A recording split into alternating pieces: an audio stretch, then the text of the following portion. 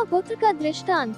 और उसने कहा, एक मनुष्य था जिसके 2 बेटे थे, और उनमें से छोटे ने अपने पिता से कहा, हे पिता, जो संपत्ति मुझे मिलती है वह मुझे दे दे। और उसने अपनी संपत्ति उन दोनों के बीच बांट दी। बहुत दिनों के बाद छोटे बेटे ने अपना सब कुछ इकट्ठा किया और एक दूर देश की यात्रा पर चला गया, और वहाँ उसने अपनी संपत्ति को बेकार जीवन में बर्बाद कर दिया। और जब उसने सब कुछ व्यय कर डाला तो उस देश में बड़ा भारी अकाल पड़ा और वह कंगाल होने लगा। इसलिए वह गया और उस देश के एक नागरिक को काम पर लगा दिया, जिसने उसे सूअर चराने के लिए अपने खेतों में भेज दिया।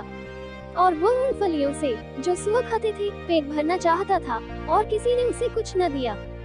परंतु जब वह अपने पास आया तो कहने लगा, मेरे पिता के कितने ही मजदूरों के पास रोटी से अधिक है, परंतु मैं यहाँ भूखा मरता हूँ। मैं उठकर अपने पिता के पास जाऊंगा और उससे कहूँगा, हे पिता, मैंने ईश्वर के विरुद्ध और तेरे सामने पाप किया है। अब मैं आपका पुत्र कहलाने के योग्य नहीं रहा। मुझे अपने नौकरों में से एक समझो। और वह उठकर अपने पिता के पास आया। परंतु जब वह अभी भी दूर था, तब उसके पिता ने उसे देखा और उस पर तरस खाया और उसे गले लगाया और चूमा। और पुत्र ने उससे कहा, हे पिता, मैंने ईश्वर के विरुद्ध और तेरी दृष्टि में पाप किया है। मैं अब तेरा पुत्र कहलाने के योग्य नहीं रहा। परंतु पिता ने अपने सेवकों से कहा, जल्दी से अच्छा वस्त्र लाकर उसे पहनाओ और उसके हाथ में अंगूठी और पैरों में जूतियां पहनाओ, और पाला हुआ बछड़ा लाकर मारो और हम खाएं और उत्सव करें।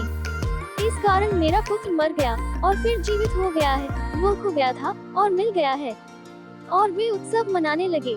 उसका बड़ा बेटा खेत में था, और जब वह घर के निकट आया तो उसे गाने और नाचने की आवाज सुनाई दी। और उसने एक सेवक को बुलाकर पूछा, इन बातों का क्या मतलब है? और उसने उससे कहा, तेरा भाई आया है और तेरे पिता ने उस पले हुए बछड़े को मार डाला है, क्योंकि उसने उसे कुशल क्षेम से लौटा लिया है। परंतु वो क्रोधित हुआ और उसने भीतर जाने से इनकार किया।